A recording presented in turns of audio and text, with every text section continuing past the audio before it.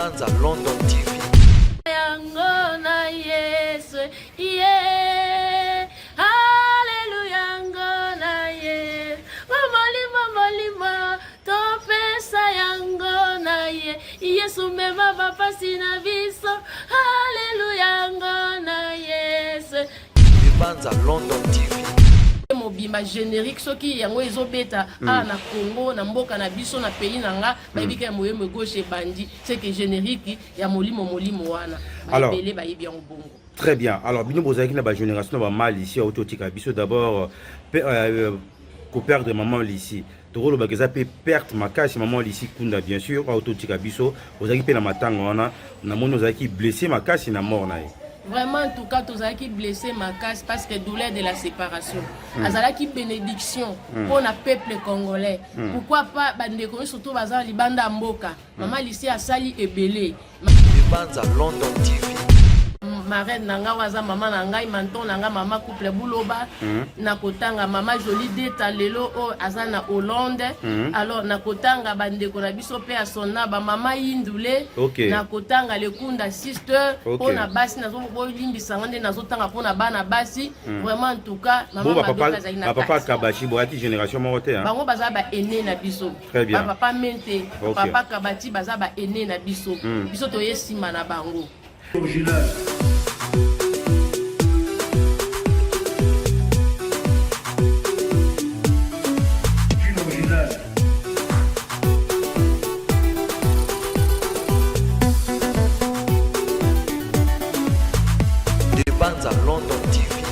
Bonjour à tout le monde, c'est un grand plaisir pour moi d'être encore chez vous à travers notre site de Banza London TV. Comme vous le constatez, il y a une grande dame qui est juste derrière moi. Je pense que va te mais oh nana sous pemeni ya omos. Je crois ba doyen ba ancien ba reconnaître maman la biso oyo asala makamwa ndenge na ndenge bouger mboka na biso. Mais avant que nazoye maman Mado Makwe. Maman Mado Makwe, je pense que comme on est au bélo quelque chose. Mais il y aura un moussala ou asala oyo banzembo asala édifia ba génération de génération. Tout et puis tout on juste après pour te ba akenda wapi puis azosani. Molimo to pesa yango na nanye Hallelujah yango na ye ngo pasina biso to pesa yango na Yesu yeah Hallelujah yango na ye molimo to pesa yango na ye Yesu mema bapasina biso Hallelujah yango na Yesu yeah bakoso balalo ekukyo ekangamyo Jove kumama lele Jove kumama yepowani kumama lele yepowani kumama yepowani kumama mukalenga kumama Jésus Christ kumama kumama kumama kumama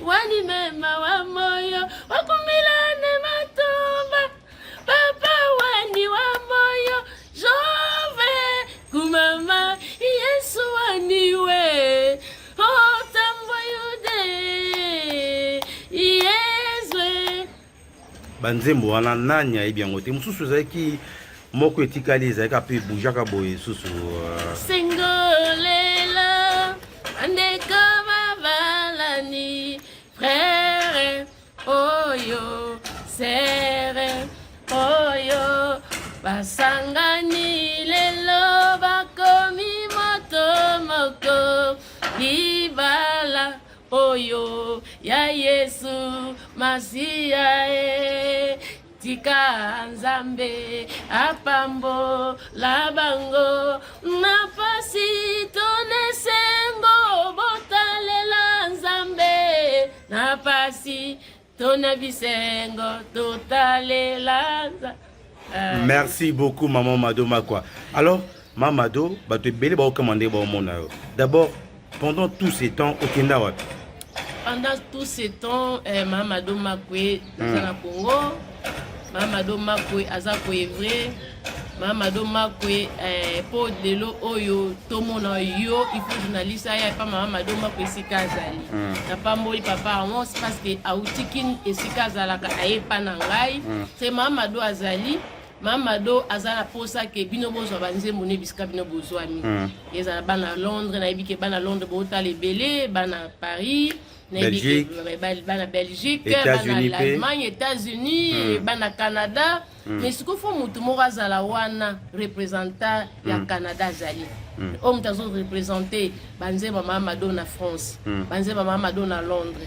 Il faut bazala pour lelo actualité ezali Mamadou po ayoka na kuna il faut bandeko baza kuna sur place ba représenter que bango bazoso banzema Mamadou po te batu babika milimo ebika Mamadou yo. Très bien. Est-ce que vous continuez à composer banzemo parce banzemo ocho e mawana eza banzemo e bersa ba génération ebele.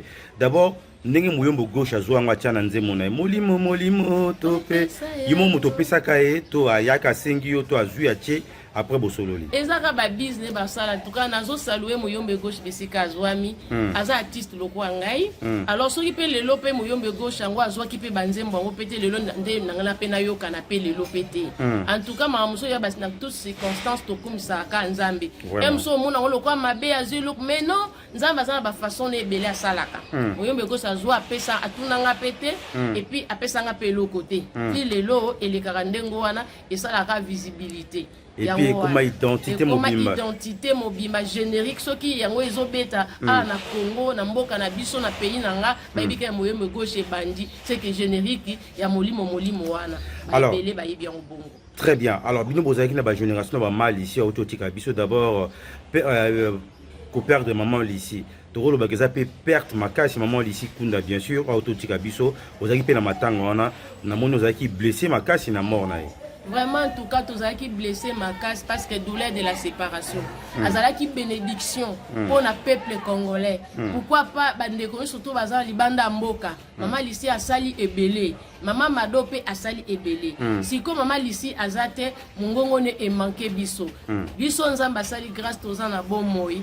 Nde sengeli bino bo reconnaîtra car vraiment en tout cas ba mingongo oyo ezo sala lelo batu ba koma lelo ba pasteur batu ba bongo la mitema toza na habitude wana ya tango su koluka koyeba ba actualité na biso tozo se comporter comment ba santé na biso eza ndenge nini toza wapi en tout cas papa mzamba pambolo papa journaliste ndio yo koluka ngai après kaka to kundi ser na biso lisi na moni ke makamongo pe etei pe ba ebele parce que la ninga ti estanga na zalaka vraiment pour na koyeba maki mama Madope en tout cas bino nde botika lisi ko bozaki ba génération moko bandaki ba musique na bino mo apepe bambula moko en tout cas ezali vraiment en tout cas perte monene pour la musique gospel congolaise pour na ko perdre mutu lokwa mama ici azalaki mutu a problème te azalaki une maman o ayebane ko sala nzambe na ye ayokisi biso personnalité vraiment nenke to mona ki abandi pandenge pe asukisi vraiment. Nous bénissons l'Éternel Dieu. Hier a pesaki biso mama ici, hier morope o azu mama ici et biso totikali to ebana solo ko continuer mosala oyo nzamba tiaki biso na se ya moi oyo pona to tombola ka kombo ya nzambe ko tombola kombo ya nzambe tozo tombola ezo sala pe be fe ebele na ba vie ya bana na nzambe. Très bien. Mais ce que batu bobandela bana ba génération moko so ba otanga ta 6 personnes. Tant yo bandi musique à l'époque Okute banani, bana kati ya génération na yo. Ata 5 personnes. En tout cas, merci beaucoup pour la mutuna. Na kotanga mama Lili Sumbela. OK. Na kotanga vraiment marraine nanga waza mama nangai manton nanga mama couple Buloba. Na kotanga mama Jolie Deta lelo o azana Hollande. Alors na kotanga bandeko na biso pe asona ba mama Indule. OK. Na kotanga le Kunda sister pour na basi nazo bolimbi sangande nazo tanga pour na bana basi. Vraiment en tout cas mama Madoka papa Kabachi boati génération morote hein. Bango baza ba aîné na biso. Très bien. Papa Mente, papa Kabati baza ba aîné na biso. Biso to yesima na bango. Alors ndé bino bosé la Nzambe à l'époque. C'est na biso Kombozi. Angèle Kombozi o azana Afrique du Sud na Cape Town. Yé pe azalaki na époque to zali pe ko travailler na iso baza bato ngala koki ko bossa na tata soki na live na minuit na ko bossa na ba kombo na bango te. Alors maintenant ndé bino bo travailler qui à l'époque parce que ndé mon amino tikali ba chef d'œuvre. na génération et na sika sika ozomona la différence eza côté nini. Bon, en fait, et là, on peut savoir polémique et belé parce que biso peut tant yaki to zakina bene na biso. On peut bazaki na sujeté à koloba que non, biso peut to mona ki tant biso to zalaki, tant ba maman lisi baye, ba maman mado baye, ba maman jolie d'être baye, ba maman Lili Sumbela baye, to mona ki différence. Différence ezali parce que il y a l'évolution qui s'est fait. Bango lelo bazape na ba pop na ba musique na ba bazo lingela.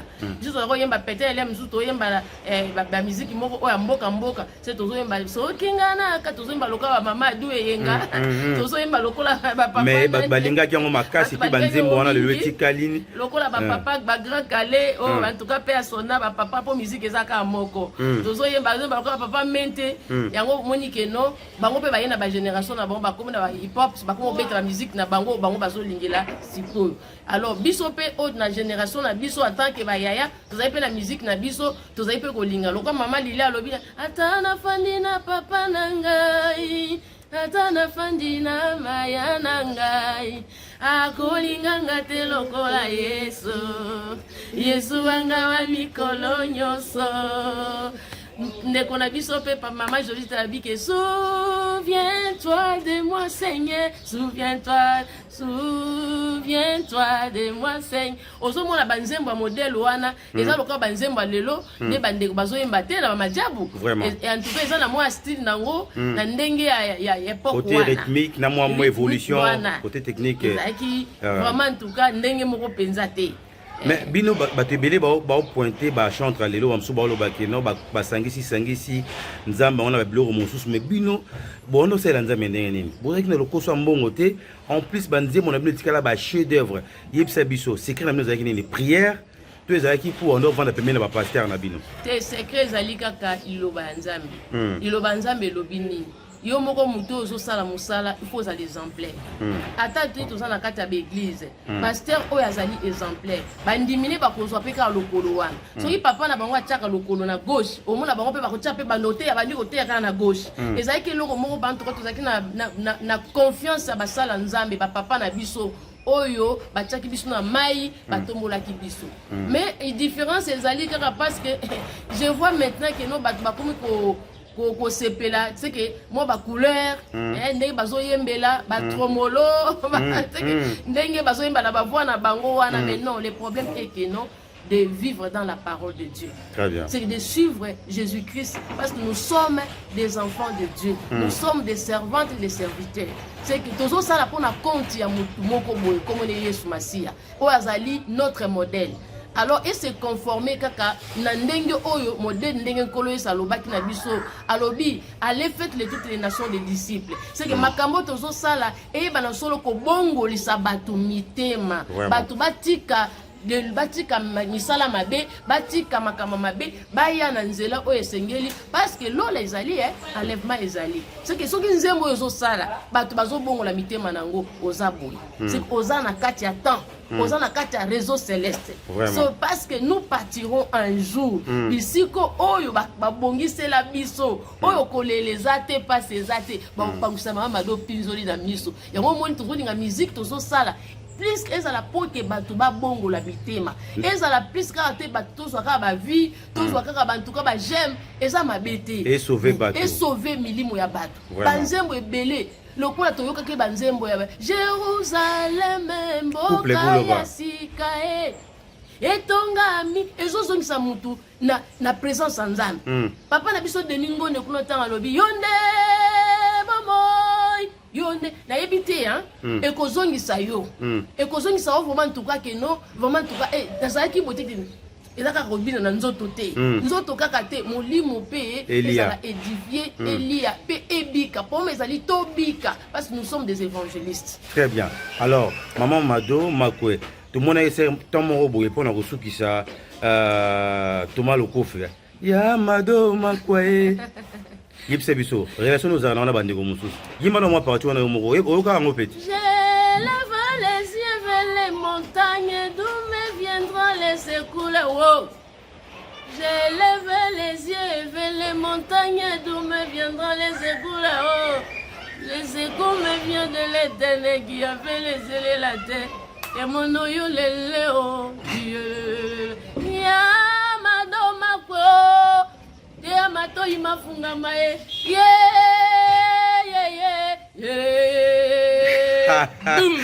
Merci beaucoup. Ah, ya Mado Makwango yeyo. Wana azali l'homme de Dieu. C'était dans ba constantement la ye.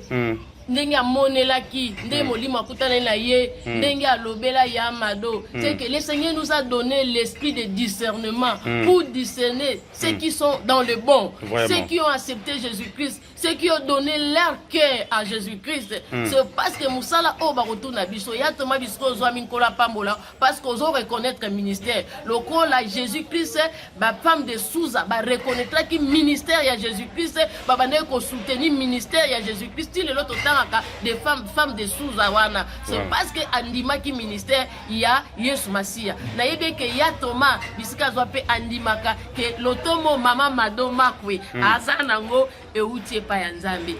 Je salue tous les chantres au Bazon Dima, ministère, Pe Basala Nzambe, au Yamboka Nabiso, Basali Banda Mboka, Bazon Dima, ministère, au Ezana Katia Mama Mado. Amen. Alors, Batba Ozo a pu reçu qui s'appelle Mado. So Batba na posa contact. Batba on a fait na 4 coins monde. So Batba na posa au contact na Ozo neni. Contact na na zo pesa. So lingo zo Mama Mado azana plus 243 97 43 10 481.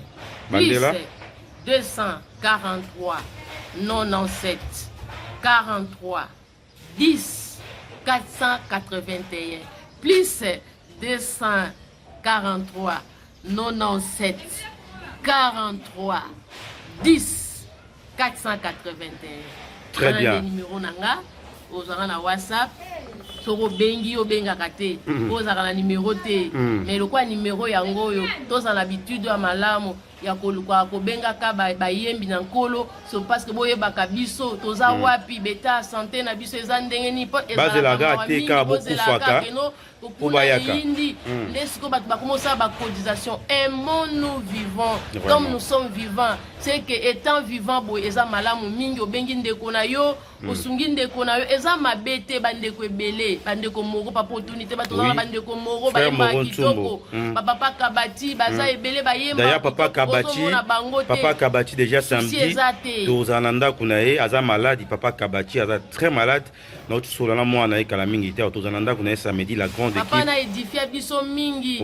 Vraiment en tout cas azo manzembo. Kolonambe nangaye zambela nguya papa nanga kolo Yesu mosiko linanga ba icône ya mboka oyo. Aza malade abandonné.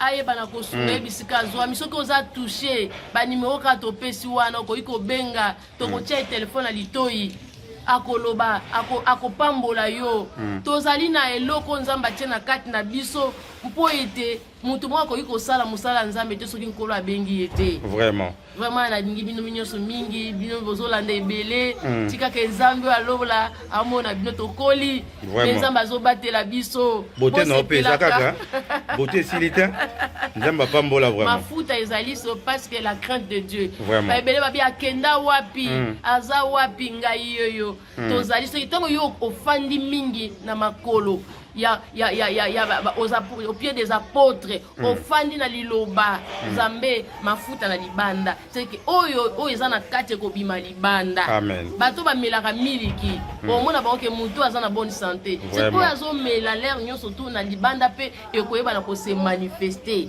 Voilà pourquoi en tout cas tozabo parce qu'il y a la crainte de Dieu. Nous vivons dans la disette et ce qui peut tozana ngo okoyeba te c'est parce que Jésus-Christ nous a appris que nous on sait vivre dans l'abondance, dans la disette. Vraiment, en tout cas, il y a un caractère moko ya malamu ya kokanga motema. Yango esali ke no to mona na lolenge tozaleli nango. Mais Zambe ya lola apambola bino soki boko benga Mama Mado et ozala malamu. Ba obenga yo. En tout cas, merci beaucoup Mama Mado Makwe. Moi, je voulais juste vous préciser, ce sont des monuments. On ne va pas attendre que Batou to perdre Batou ba monument comme ça et puis après non.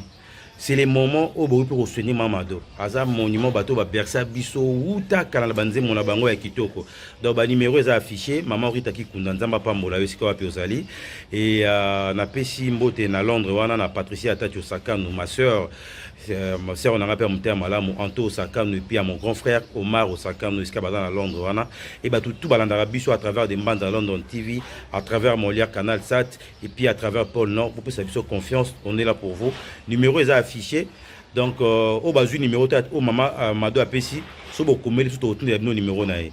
Bo soutenir pe bande comme sous-sous clôturer na nzembo asika Mado asali pour boyoka toujours dans un esprit on a toujours à composer et puis à coédifier ba nzambe. Moi c'est Omos, la noblesse de la presse congolaise. On se retrouve prochainement pour un autre numéro. Notre numéro qui est affiché beaucoup mais la biso pour soutenir maman Mado Makwe. Alors tout clôturer na nzembo wana sika. Dans le ciel et sur la terre, nul ne peut s'égaler à toi, toi qui décides sur nos vies, les rois des rois, le Seigneur souverain.